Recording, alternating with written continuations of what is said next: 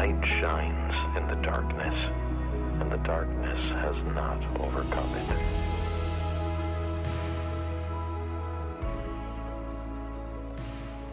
Thanks, Virgil. You're going to be in John chapter 15, and we're going to be going through there. Before we jump in, I have a couple things I want to share. Downstairs, we were praying, and Ryan's leading us in a little prayer time, and Jay's leading some music, and they ask us to just sit and listen to see if God might speak anything to us for ourselves or for the little group that's down there or for our church. And yesterday is Saturday, and on Saturday there's a lot of college football games on. Anybody? Man, they're just not excited about anything today. Now you're nervous. You're like, I don't know what I'm allowed to be excited about. But I love college football, and yesterday my family got in the way the entire day. Usually they get in the way of my college football here and there, but yesterday they took the whole day from me. No college football at all. But still, as I was praying, I got this like kind of vision of this guy, a wide receiver, going down the sideline. This is while we're praying, and I'm like, oh great, here goes my brain again. But no, I think it was actually the Lord this time. The wide receiver was just cruising down, and he had his hands out, and I remembered seeing this the week before, and he was just running as fast as he could, and he kind of turned his head back, but he didn't really even have time to see the ball, but the ball just landed right in his arms, and then he fell down in the end zone. It was a touchdown. Everybody was celebrating. He did such a good job. He didn't do anything. He just ran as fast as he could and kept his hands up. He just kept running and kept his hands up. Kept running and kept his hands up. And I felt like that was something the Lord was saying to me and to us today. We need to just keep running, and we need to keep our hands up. And sometimes we think we're supposed to be the quarterback. We're supposed to run the play. We're supposed to know what to do. We're supposed to read the defense. We got to make the play. We got to make it happen, or else there'll be no forward progress. But that's not true. Jesus is the quarterback. And he's telling us just keep running and keep your hands up. And all the things that he has in mind for you will eventually just kind of fall right in and meet you when you need to meet them. So that was encouraging. Last night was Halloween. Everybody have fun? Yeah? Anybody got a toothache? This Tuesday is Election Tuesday. It's election week, in case you didn't know. I used to, at the beginning of 2020, I just thought it was fun to just every once in a while be in a crowd of people or getting ready to play basketball with the other 9 guys on the court, just be like, hey man, it's election year, who's excited? You know, it was. I thought it was funny, and everybody would kind of laugh a little bit and roll their eyes. Nobody laughs anymore when I say that. They just give me a weird look and want to fight me. But in the midst of all of this, we have been getting together on Wednesday nights for what we called fam nights with a focus on evangelism. And basically, even though we are still in the midst of COVID, no doubt, we've been as a church trying to take real careful, respectful steps forward. We've been trying to really take calculated risk as to kind of taking a step forward because we believe it's the church's job to lead the people back to each other. And so that's something we've been trying to do. And so we've got 4 months of in-person gatherings that we've been doing on Sunday mornings, and at first it was a lot less people, and it's kind of grown little by little, and we're still monitoring that very carefully and watching that very carefully. We're also we invited people to this Wednesday night as kind of a next step to say, okay, let's get together. We're going to meet outside. We're going to eat together. We're going to be around tables, but we're going to kind of try and keep the distance up. We're going to mask in common areas, and then we come in here and we go through some teachings on evangelism, which again, didn't sound exciting to anybody, but you as a church are so incredible that over 300 people joined in to our evangelism times, both online and in person. And it's been so encouraging, so exciting. We're meeting a lot of new people, newer to the church, people who joined the church online during COVID and are now coming in person for the first time. They'd never even been to church before. So that's been exciting. We've been focusing on evangelism, and in this last week, literally in the last week, I've had people come and give me reports about people they've been sharing Christ with who have given their life to Jesus, and to the tune of about 20 or 25 people. So evangelism is kind of being stirred up. It's happening in the church, and it's being successful in that regard. And so it's been so encouraging. I think it's an important thing for us to be doing.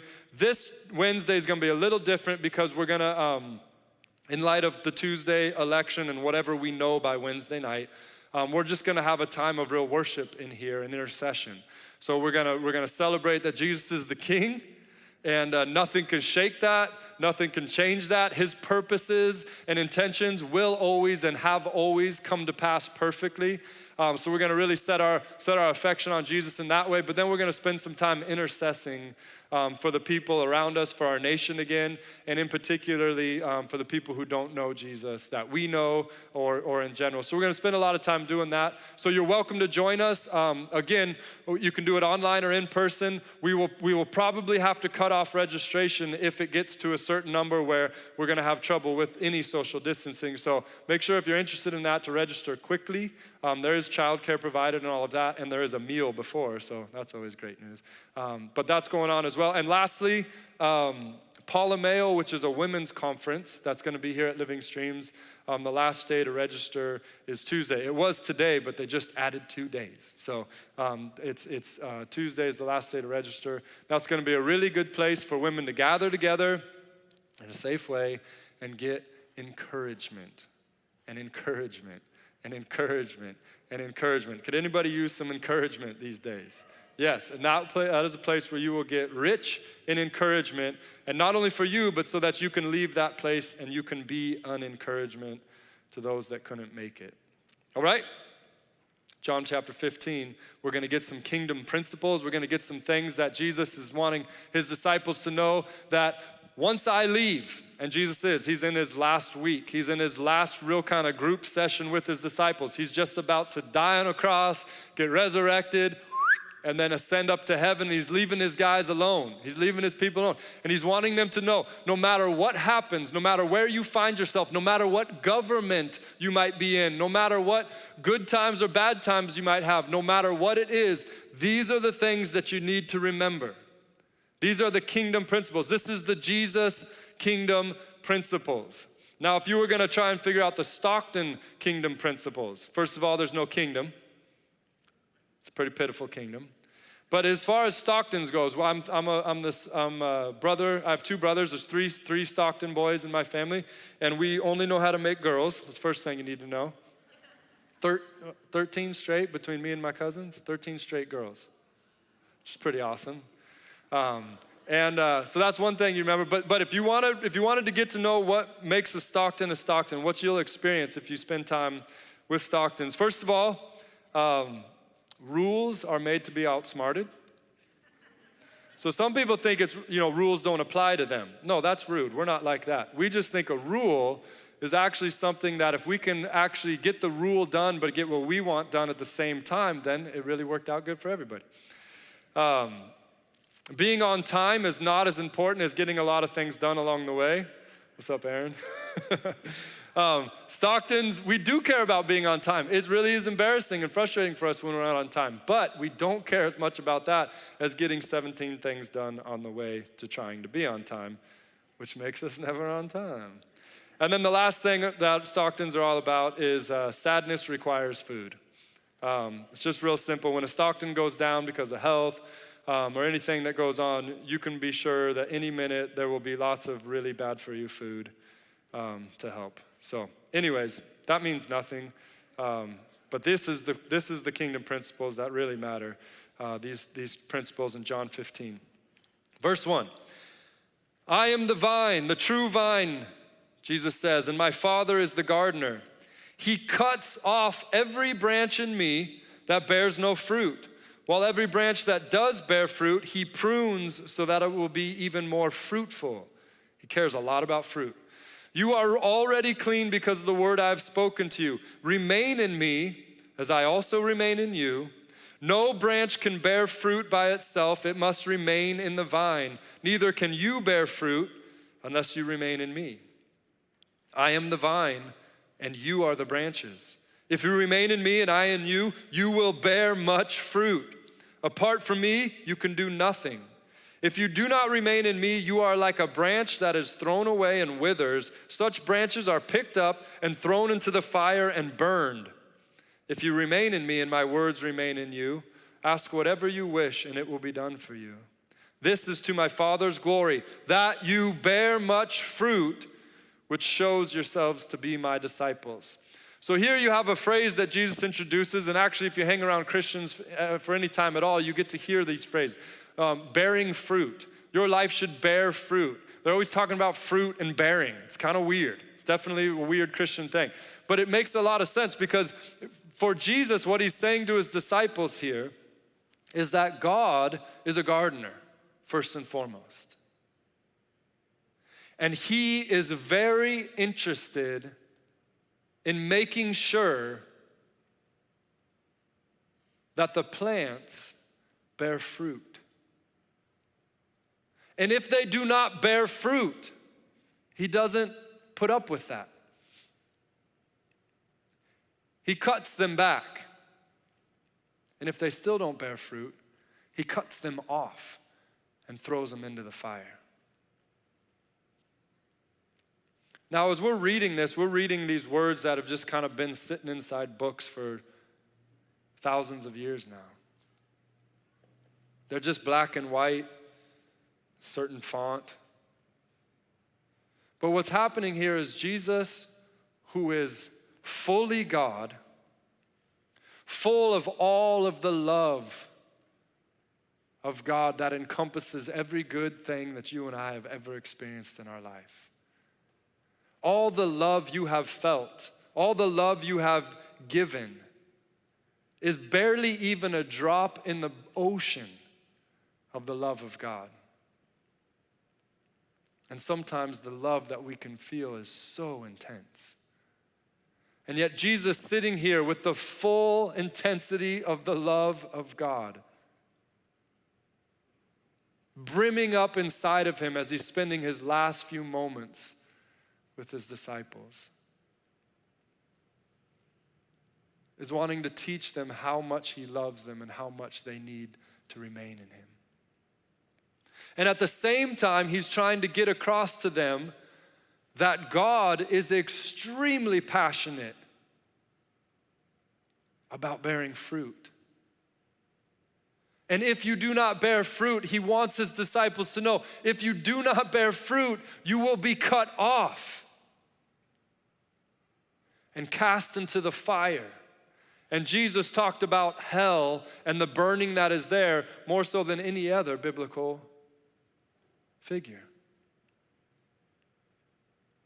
And just as true and real and thorough is the love of God, true and real and thorough is the wrath of God against sin and against evil. And here Jesus is trying to compel his disciples to remain in him, because under the covering of Christ, they won't experience the wrath of God. They won't be cut off and forsaken forevermore.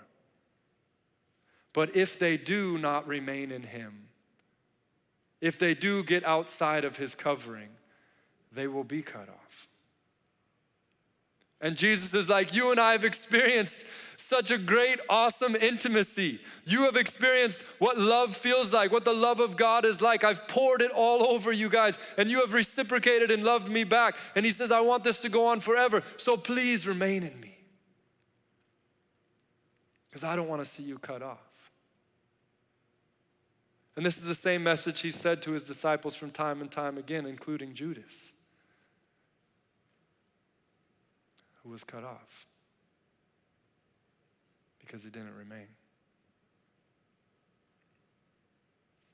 And so here what we have this intensity, this intensity that basically, like heaven and hell, is somewhat hanging on the balance between whether or not our lives bear fruit or not. So this is why now you can understand why Christians are so intense on this phrase. This is a kingdom. If your life does not bear fruit, you will be cut off. God has made a claim on your life. God has given you breath. He's given you a beat in your heart. He's given you a body. He's given you a brain. He's given you an ability to understand. He's given you skills. He's given you talents. He's given you abilities. He's given you resources. He's given you so much so that you will bear fruit. And we don't have time to get into it too much today, but the fruit has to be good fruit, and it has to remain as well. So bearing fruit is so important. God has made a claim on your life. Jesus right now is standing in the Garden of Gethsemane, most likely.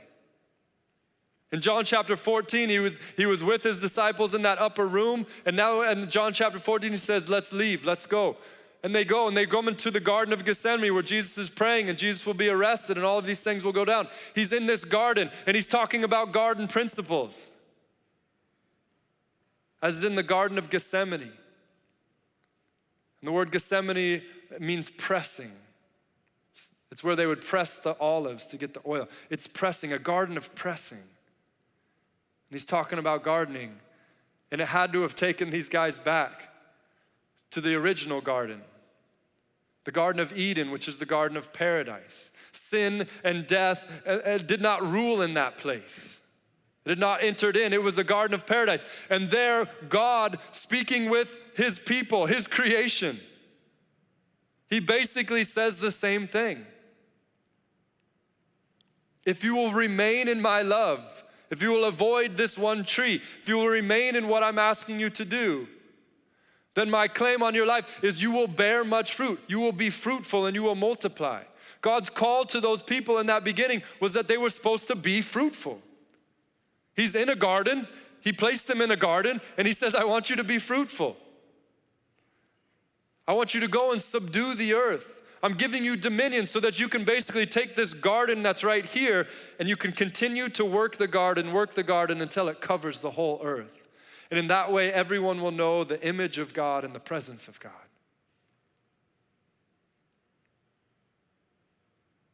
And they were able to do that without the curse of sin and death. This is the way I wrote it down. God has made a claim on your life. He's convinced that you belong to him, and here's why. The first claim he made came back in that first garden. He claims that you are his creation. He created you and I to know him and enjoy his presence forever. He created us to take the Garden of Eden and spread it over the whole earth, filling everything with his image and presence. Instead, what Adam and Eve did, and you and I continue to do, instead of responding well to this claim, we humans decided we wanted to be equal to the Creator and to be in control. We wanted the other aspects of creation to serve us. So we ate forbidden fruit and we continue to do so today. Because of this, we experience separation from God, just like Adam and Eve, and the garden that we now inhabit has thorns, the thorns of sin and death and the devil who rule over mankind. So God created us, gave us everything, made a claim on our life and said, you are to go and be fruitful. And what we did with all that God gave us is we tried to serve ourselves, and in so doing, we ended up giving dominion over to the devil. That's why when the devil comes to tempt Jesus, he says, hey, I'll give you all the kingdoms of this world. And Jesus doesn't say, hey, you can't do that.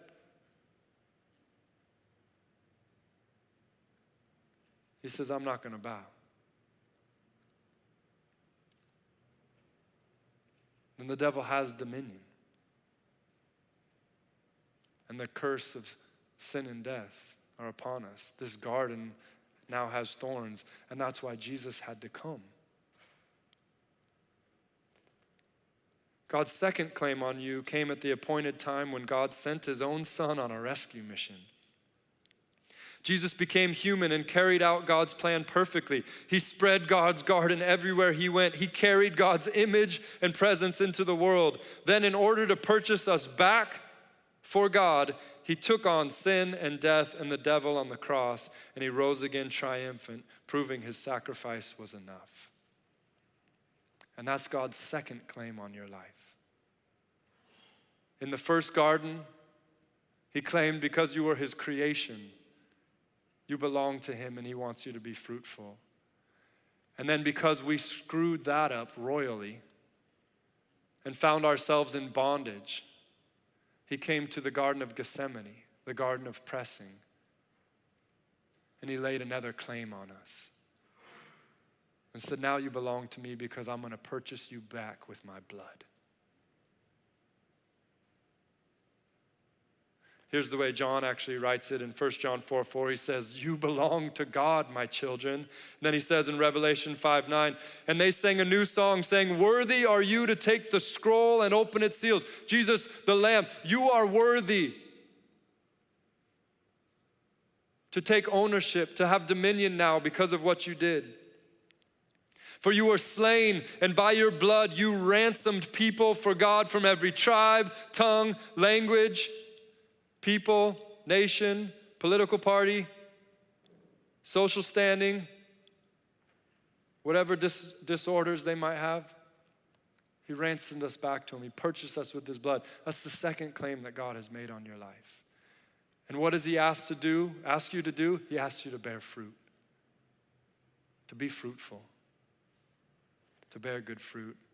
And I love this. Tim Keller, he sums it up this way. He writes that God wants us to be rearranging the raw material of God's creation in such a way that it helps the world in general and people in particular thrive and flourish. The same call of God is still upon our life. The way that Tim Keller describes us bearing good fruit is that we take the raw material of God's creation and we use it to help the world in general and people in particular thrive and flourish. But instead, what we end up doing is we take the raw material of the world and we try and make sure we individually are thriving and flourishing. We try and fill up our bank accounts. We try and grow our status in this world. We try and serve ourselves, which is again that original sin. And what God is saying, hey, if you take care of my business, I'll take care of your business. You do what you can to serve others, and guess what? You're going to leave me to have to serve you. And he's good at serving. He's proven that. We got to make this shift. And honestly, I think most politicians, this is probably why they got into politics.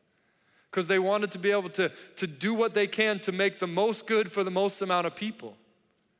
But somehow in the process, we keep tripping up and ended up trying to serve ourselves, our own political party.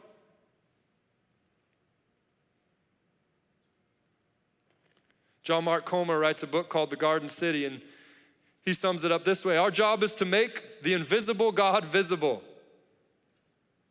You were made in the image of God, which is so fascinating. But our job is to make the invisible God visible, to mirror and mimic what he is like to the world. We can glorify God by doing our work in such a way that we make the invisible God visible by what we do and how we do it. You were made to do good, to mirror and mimic what God is like in the world, to stand at the interface between the Creator and his creation, implementing God's creative, generous blessing over all the earth and giving voice to the creation's worship. Humanity is not the same as the rest of creation. Everything else was created so that people could know about God, but humanity was created so people could know what God looked like. This is our job in the world. This is the kind of fruit that our Father in heaven, our Creator God, is after. And then he talks about remaining in this section. And remaining, basically, he's saying God is very interested that your life produces fruit. And the fruit that he's interested in, we'll talk about a little bit more, but is basically what we've been describing. It's not the same fruit that the economy of America or the economy of this world would say is good fruit. It's a very different economy. But then he goes on to, Jesus says, now, here's the deal, disciples. If you want to bear fruit, you got to remain in me. You got to remain in me. So there's this abiding, there's this persevering of faith, there's this enduring that we're called to as believers. And this can be summed up well in Psalm chapter 1, verse 1 through 3 describes this. Blessed is the one who does not walk in step with the wicked, or stand in the way of sinners, or sit in the company of mockers, but whose delight is in the law of the Lord, and who meditates on his law day and night. That person is like a tree planted by streams of water, which yields its fruit in season, and whose leaf does not wither. Whatever they do prospers. So here's, in the Psalms, the psalmist is writing and basically talking about someone who is bearing the fruit that God wants. He's using that garden analogy that's consistent through the scriptures.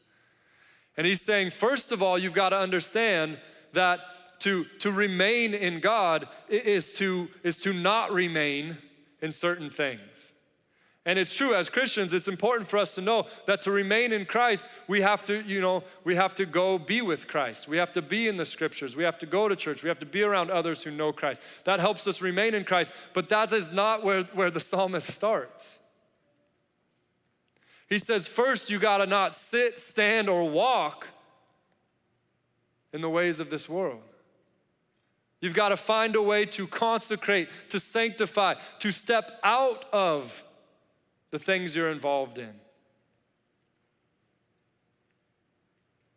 And then your mind is free to meditate on the law and the prophets. In Romans chapter 12, verse 1, Paul kind of says the same thing. Verse 2, sorry. Don't become so well adjusted to your culture that you fit in without even thinking. Instead, fix your attention on God. You'll be changed from the inside out. Readily recognize what he wants from you and quickly respond to it. Unlike the culture around you, always dragging you down to its level of immaturity, God brings the best out of you and develops well-formed maturity in you. One of the fruits that God is wanting to see is that your life becomes mature. It's not tossed to and fro by every wind of doctrine. There's a consistency and a steadiness to it. Like where Peter went from someone that one day was like, you're the Christ. And Jesus is like, wow, that's awesome. And then the next day he's like, you're Satan. Get behind me.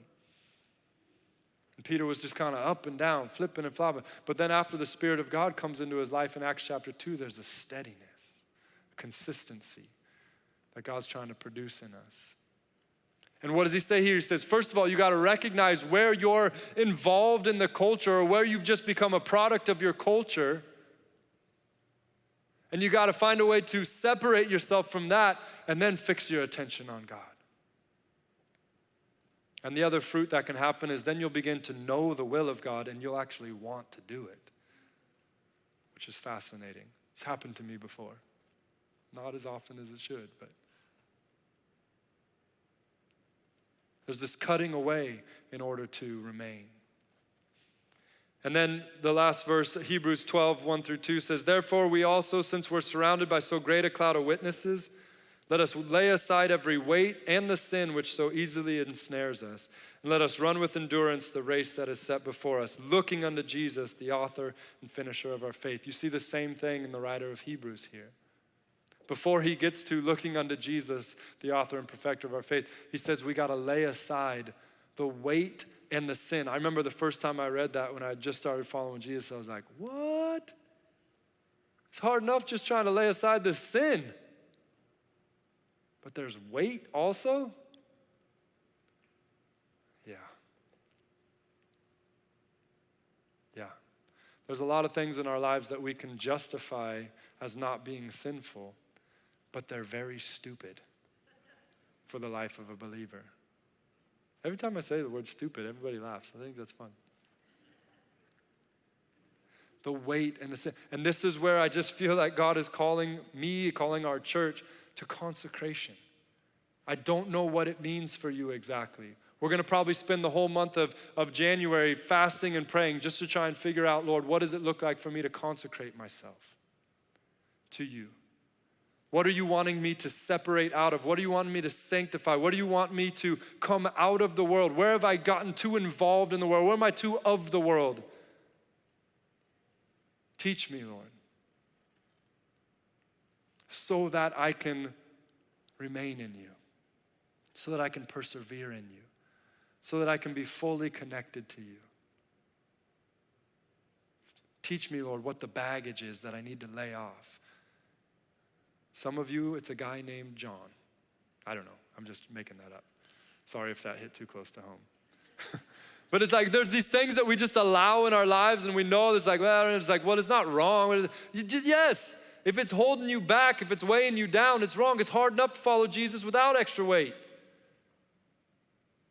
And if his name is John, maybe the Lord's speaking to you right now. It was George in the first service, so who knows? Who's it going to be in the next service? I don't know. There's a guy named John Foreman who's a songwriter, and I really appreciate his words. This is the way he describes remaining. And I love just the poetic way he does it. He describes his life as all attempts have failed. All my heads are tails.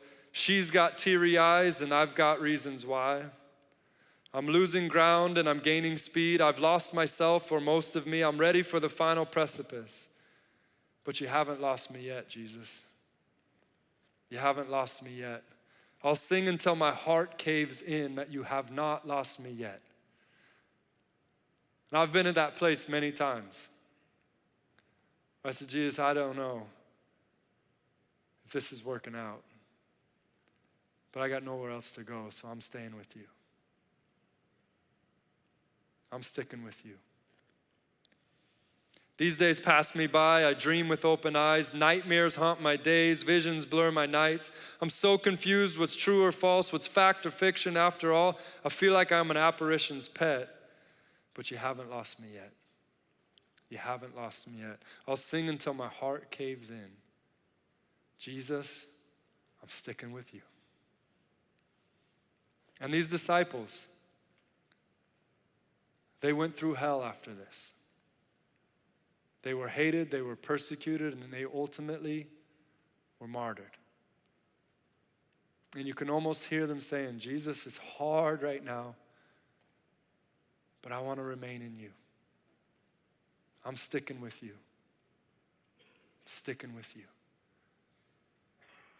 And Jesus ultimately, as Hebrews says, is the author and perfecter of our faith. So all of the challenges we go through, all of the consecration we go through, all of the pressure, the refining, whatever it might be that we go through, it's all because Jesus is the author and perfecter of our faith. And what we want is we want Jesus to be the author and perfecter of our bank account. We want him to be the author and perfecter of our career. We want him to be the author and perfecter of our marriage or our singleness, or our physical bodies. We want whatever it is that we want Jesus to be the author and perfecter of, he's not that interested in. He's not uninterested, for sure. He cares about those things, but what he's primarily interested in is being the author and perfecter of your faith. He is trying to build in you something called faith. The fruit of your life is this faith, and this faith can actually bring about salvation for your soul forevermore. That's why he's so interested in it. And lastly, this last concept that we've got to understand if we really want to know about the kingdom of heaven. Verse 9, Jesus says, as Father has loved me, so have I loved you. Now remain in my love. If you keep my commands, you remain in my love, just as I kept my Father's commands and remain in his love. I've told you this so that your joy may be in, that my joy may be in you and your joy may be complete. My command is this: love each other as I have loved you. Greater love has no one than this, to lay down one's life for his friends. You are my friends if you do what I command. And what did he command? Love. I no longer call you servants because a servant does not know his master's business. Instead, I have called you friends, for everything that I learned from my Father I have made known to you.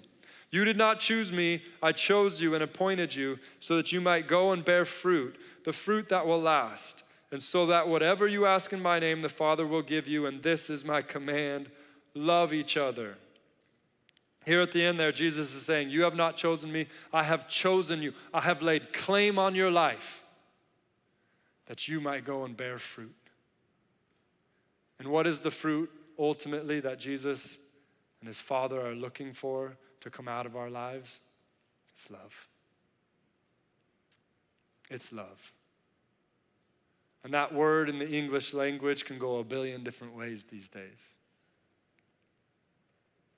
The Hallmark Channel is one version. Valentine's Day is another version. The hip-hop songs, another version. The country songs, I guess, another version. There's all kinds of versions out there. But the love that Jesus is talking about, he defines real quickly after he says what it is. He says, my command is this: love each other as I have loved you.